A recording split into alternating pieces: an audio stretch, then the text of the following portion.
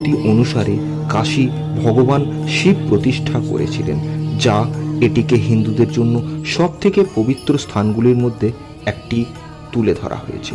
এই কাশী নামটি এসেছে সংস্কৃত শব্দ কাশ থেকে এসেছে, যার অর্থ অলৌকিকতা করা, যা আধ্যাত্মিকতার আলোকবার্তা হিসাবে ভূমিকা পালন করেছে। প্রাচীনকালে কাশী একটি প্রধান ধর্মীয় এবং সাংস্কৃতিক কেন্দ্র ছিল, যা ভারতের এবং বাইরের পণ্ডিত, দার্শনিক এবং ছাত্রদের আকর্ষণ করত। সপ্তম শতকে চীনা পরিব্রাজক জুয়ান জ্যাক কাশী পরিদর্শন করতে এসেছিলেন এবং এর সমৃদ্ধ শিক্ষা প্রতিষ্ঠানগুলি লক্ষ্য করেছিলেন। ভগবান শিবের উদ্দেশ্যে তিনি নিবেদিত কাশী বিশ্বনাথ মন্দিরটি শহরের আধ্যাত্মিক এবং শিক্ষাগত তাৎপর্য তুলে ধরে। মধ্যযুগীয় যুগে আমরা দেখতে পাই কাশী ইতিহাসের অস্থিরতার সময়কালও রয়েছে, বিশেষ করে মধ্যযুগীয় যুগে, যেখানে বিভিন্ন শাসক দ্বারা অসংখ্যবার আক্রমণ এবং লুণ্ঠন হয়েছিল। এখানে মন্দির ধ্বংস এবং পুনর্নির্মাণ সত্ত্বেও কাশীর চেতনা দৃঢ় ছিল। শহরের মধ্য দিয়ে প্রবাহিত গঙ্গা নদী আধ্যাত্মিক সান্ত্বনার সাথে আকর্ষণ করতে থাকে। ব্রিটিশরা ভারতে আসার পরে কাশী আরেকটি গুরুত্বপূর্ণ অধ্যায়ে প্রবেশ করে।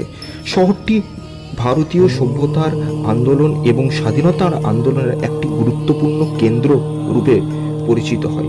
মহাত্মা গান্ধী সহ অনেক নেতা কাশীর আধ্যাত্মিক ঐতিহ্য এবং এর জনগণের স্থিতিস্থাপত্যকতা দ্বারা প্রভাবিত হয়েছিলেন। ঔপনিবেশিক যুগে কাশী সাংস্কৃতিক পুনর্জীবন হয়ে উঠেছিল। ইতিহাস প্রবাহ, শিল্প, সঙ্গীত এবং ঐতিহ্য সমৃদ্ধ হয়েছিল এইখানে। আধুনিক কাশী এবং ঐতিহ্য আজ কাশী একটি প্রাণবন্ত শহর হিসাবে লক্ষণীয় হয়ে উঠেছে। আধুনিক জীবন মসৃণভাবে যেন মিশে গেছে কাশীর মধ্যে। এর সরু রাস্তা এবং ব্যস্ত বাজার এবং অবিরাম চলে যাওয়া ধর্মীয় মন্ত্র এবং ধার্মিক লোকেদের আনাগোনা এই শহরের মধ্যে এখন রয়েছে। বিশ্বনাথ করিডোর প্রকল্প প্রতি বছর এই শহরের মধ্যে আসা লক্ষ লক্ষ তীর্থযাত্রীর আধ্যাত্মিক এবং সাংস্কৃতিক যাত্রাকে সমৃদ্ধ করার চেষ্টা করে গেছে কাশী। কাশীর ঘাট, গঙ্গায় যাওয়ার সিঁড়ি এবং প্রত্যেকটি যেন আলোড়ন তোলে মানুষদের মধ্যে।